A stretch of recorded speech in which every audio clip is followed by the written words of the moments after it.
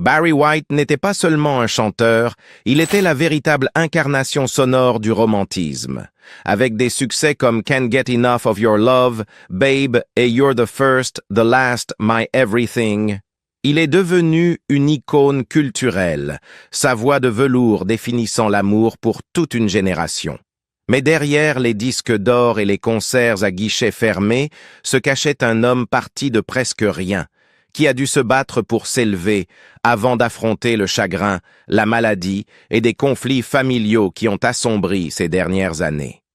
Voici l'histoire du Walrus of Love et de la fin tragique que même ses plus grands admirateurs n'auraient jamais imaginée. En prison à 16 ans.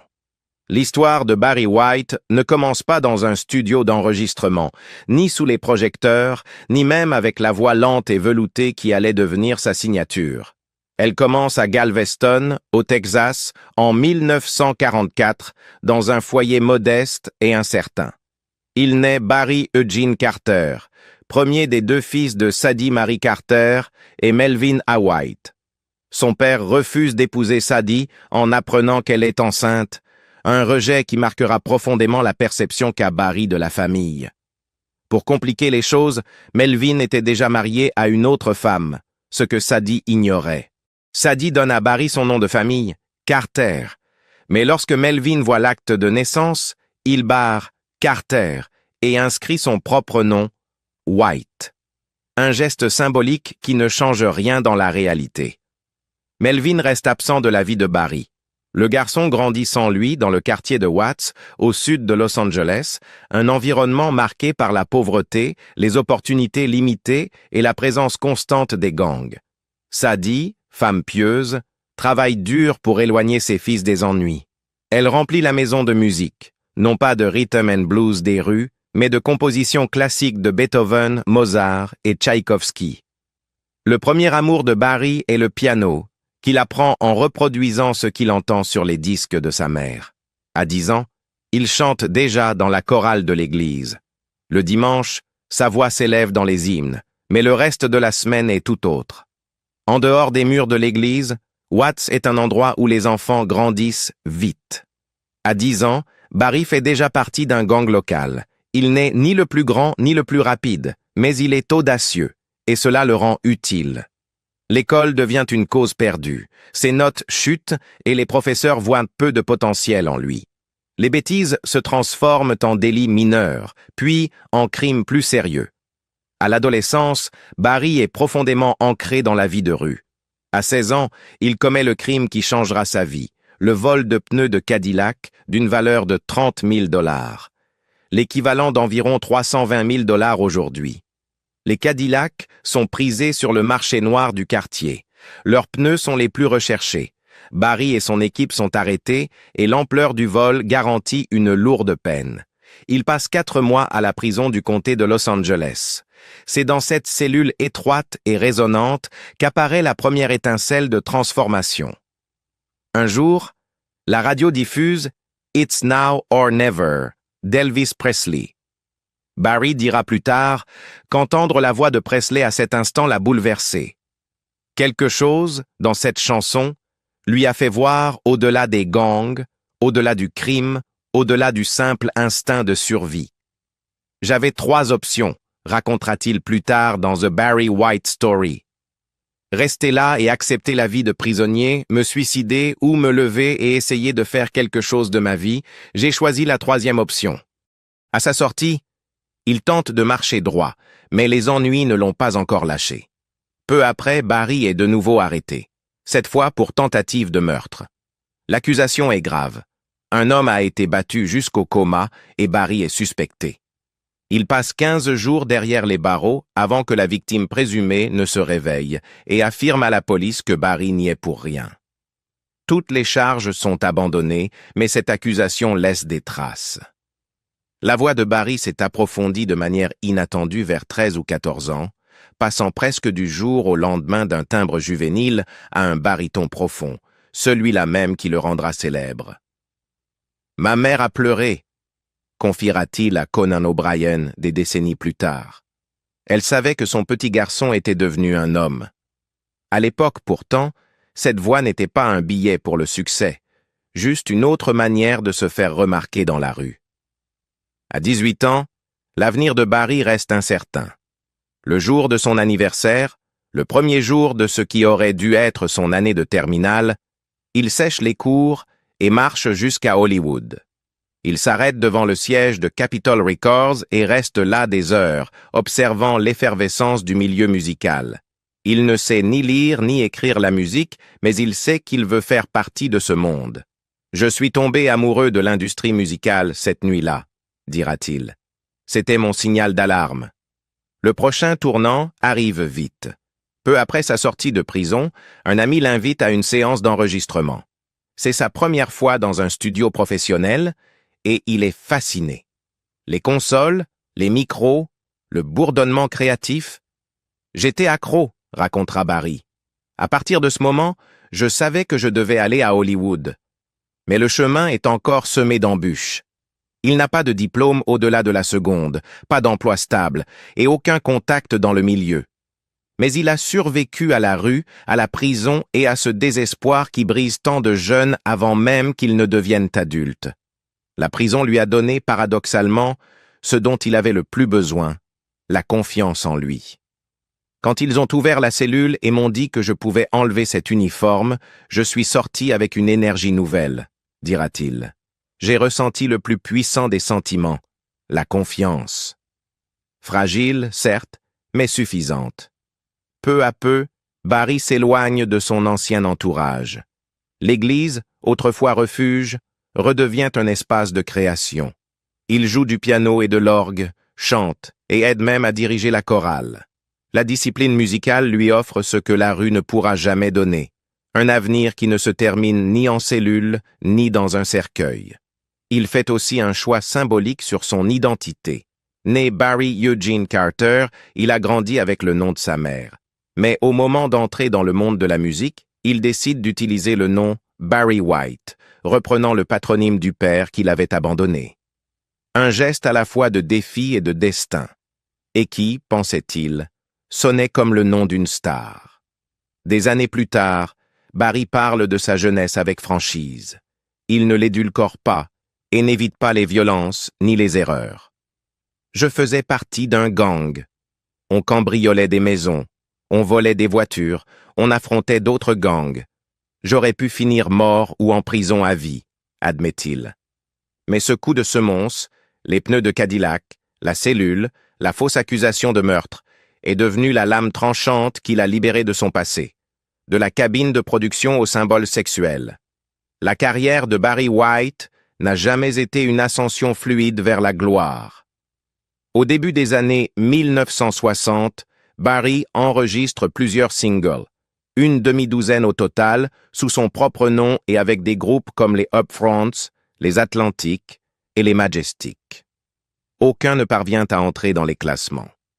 L'amertume de ses échecs répétés le convainc, un temps, qu'il ne gagnera jamais sa vie comme chanteur. Pourtant, le studio d'enregistrement l'a déjà ensorcelé. Il est fasciné par le processus, la superposition des instruments, la mise en forme des arrangements, la magie qui transforme un son brut en disque fini. White canalise alors son énergie vers les coulisses du métier. Il devient découvreur de talent et producteur, travaillant avec plusieurs artistes noirs à Los Angeles. Son premier vrai succès arrive en 1972 avec le trio féminin Love Unlimited, dont le single Walking in the Rain with the One I Love, produit, écrit et arrangé par Barry, grimpe rapidement dans les charts. La chanson contient une voix masculine grave dans un échange téléphonique initialement enregistré comme simple piste de démonstration pour un autre chanteur. Mais un autre producteur insiste. La voix de Barry est parfaite. Ce baryton rocailleux et sensuel devient le cœur du morceau, qui se vend à plus d'1 million d'exemplaires. À partir de là, Barry comprend qu'il a peut-être encore une chance devant le micro. Surmontant le traumatisme de ses premiers échecs, il enregistre en 1973 son premier grand succès solo. I'm Gonna Love You, Just a Little Bit More Baby. C'est le début d'une série fulgurante, 2 albums par an alternant ses propres projets, et ce avec le Love Unlimited Orchestra, une formation de 40 musiciens.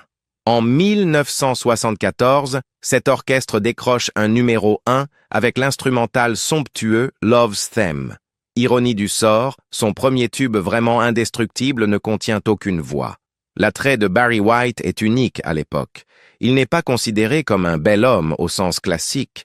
Il a une carrure imposante et ses mouvements sur scène peuvent sembler rigides.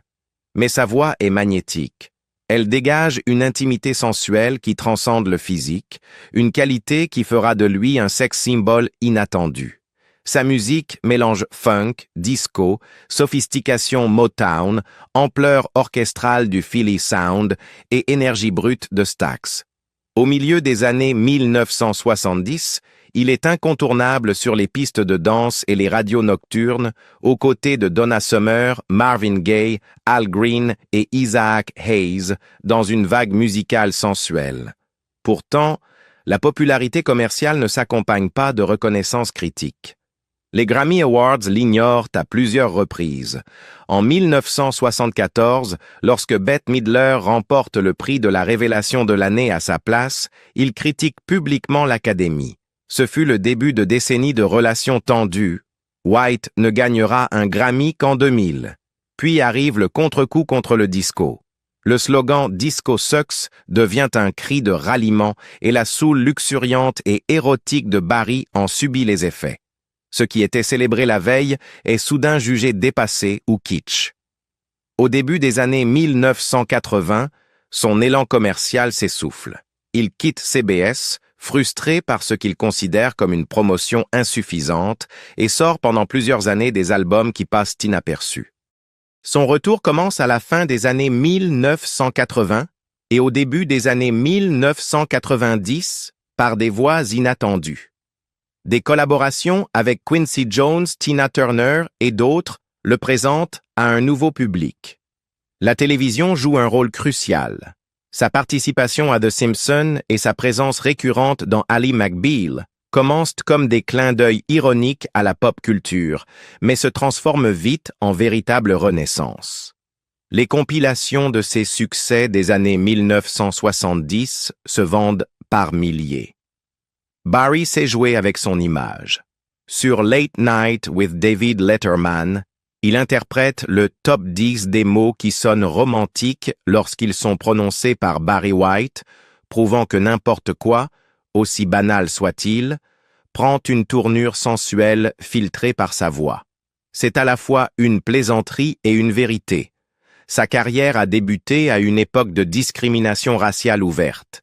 Il se produit dans des clubs où il ne peut pas manger, entre par des portes arrière et subit l'humiliation de la ségrégation.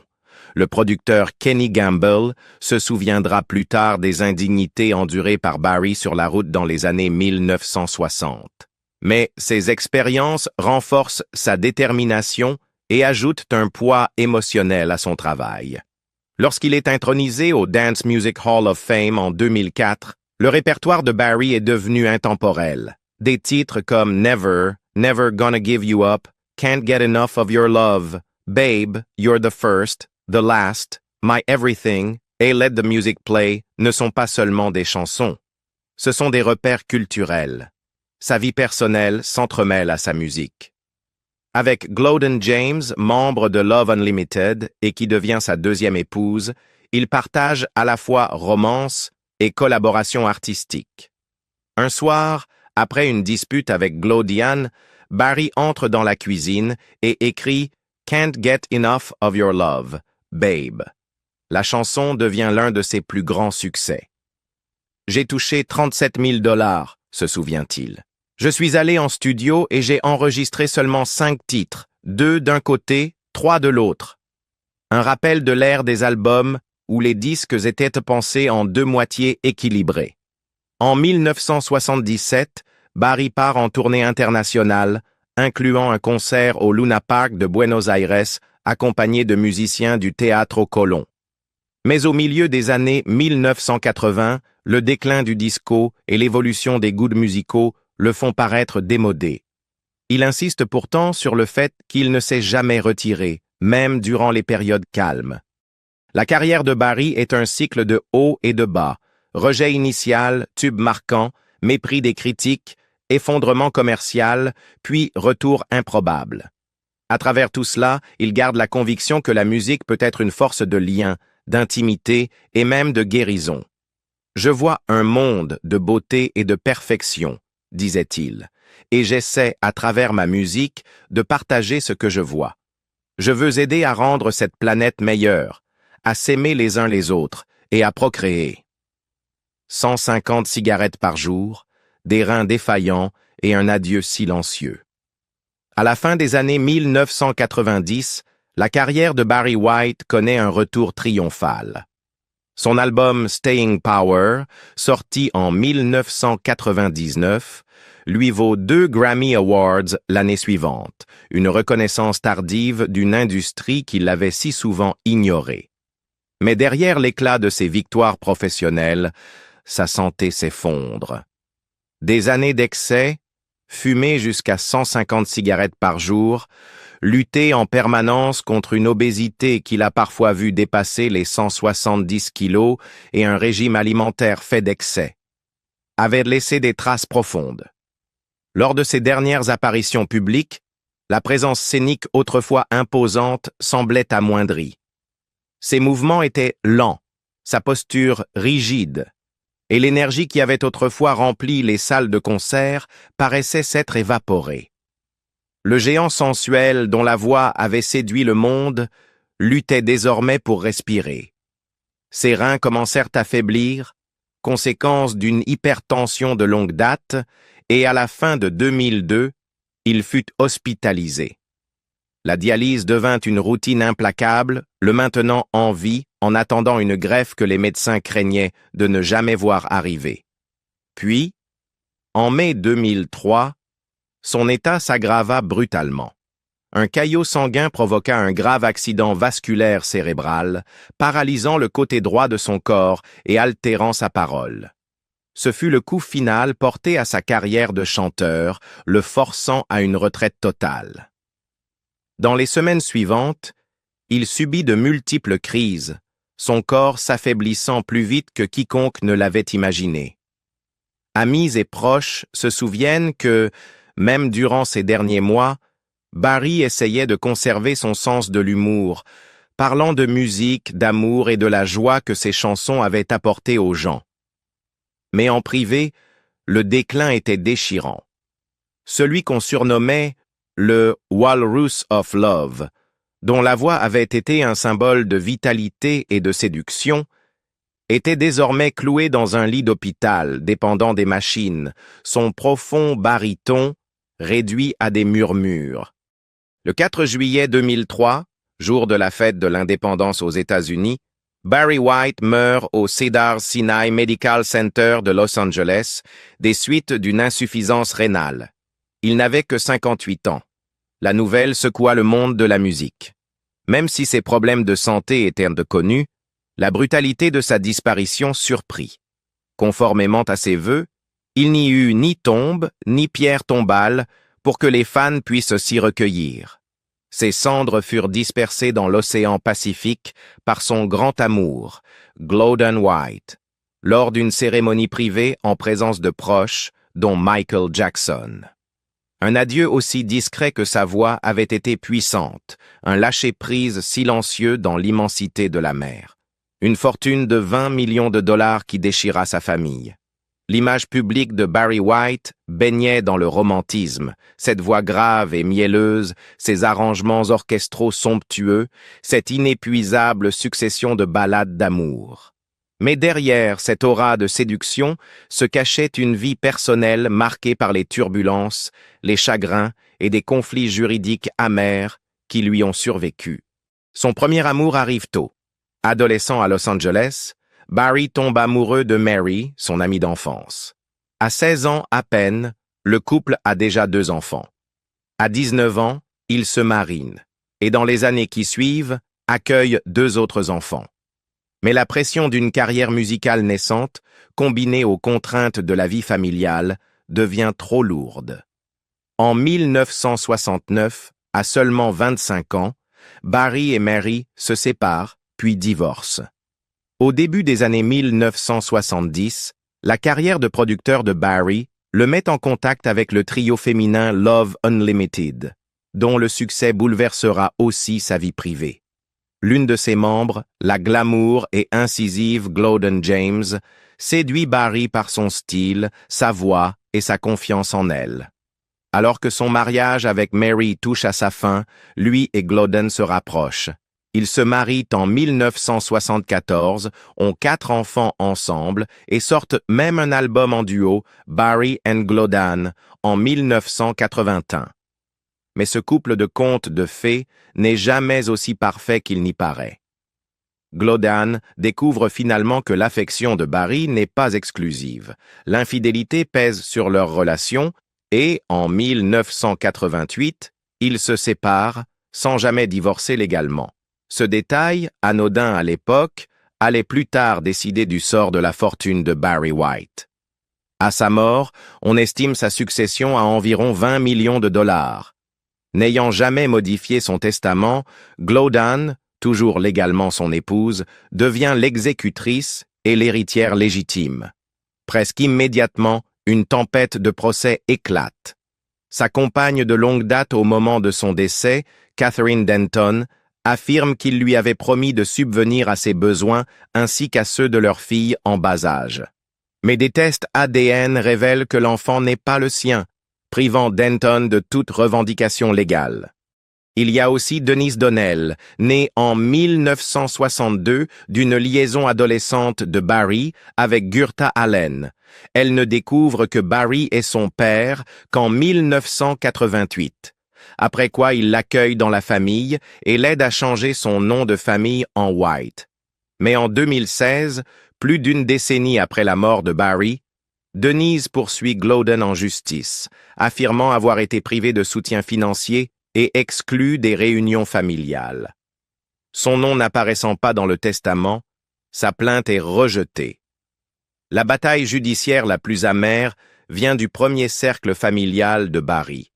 En 2017, son fils Daryl White, issu de son mariage avec Mary, attaque Gloden et la succession, affirmant qu'il se retrouve presque ruiné et sans domicile. Daryl soutient avoir fait confiance à la promesse de Gloden de lui verser sa part s'il renonçait à toute action après la mort de Barry, pour finalement être totalement écarté.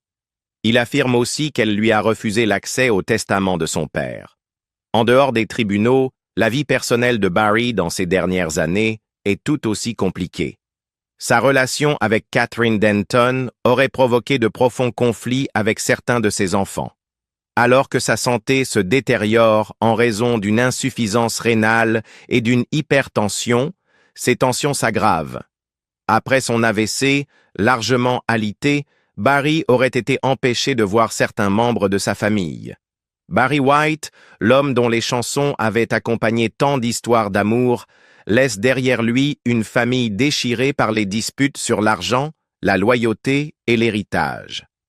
Il a eu au moins 9 enfants, mais tous n'ont pas été reconnus ou pris en charge de manière égale dans ses dernières volontés. Son nom, synonyme de passion et d'unité en musique, reste lié, après sa mort, à des batailles juridiques et à des accusations de trahison. L'ironie est implacable. Un homme qui avait bâti sa fortune en chantant l'union et l'amour s'en est allé en laissant la division. Son héritage légal fut aussi complexe que sa vie sentimentale. 2 mariages, aucun n'ayant connu de fin claire, des enfants issus de plusieurs relations et des promesses jamais inscrites dans des documents officiels. En fin de compte, la voix qui avait uni des amoureux à travers le monde devient le centre d'une querelle familiale qui continue de jeter une ombre sur sa mémoire. Barry White avait une voix capable de faire fondre le cœur le plus froid, mais, au bout du compte, elle n'a pas pu le sauver de la douleur, de la maladie et des conflits familiaux qui ont marqué ces dernières années. Il laisse derrière lui une musique intemporelle et un héritage assombri par les disputes, les promesses non tenues et une famille divisée par sa fortune. Pourtant, quand ses chansons résonnent, le drame s'efface et il ne reste que la chaleur, le romantisme et la passion qu'il mettait dans chaque note. Te souviens-tu de la première fois où tu as entendu la voix de Barry White? Laquelle de ses chansons te donne encore des frissons? Si cette histoire t'a ému, partage-la avec quelqu'un qui aime sa musique autant que toi.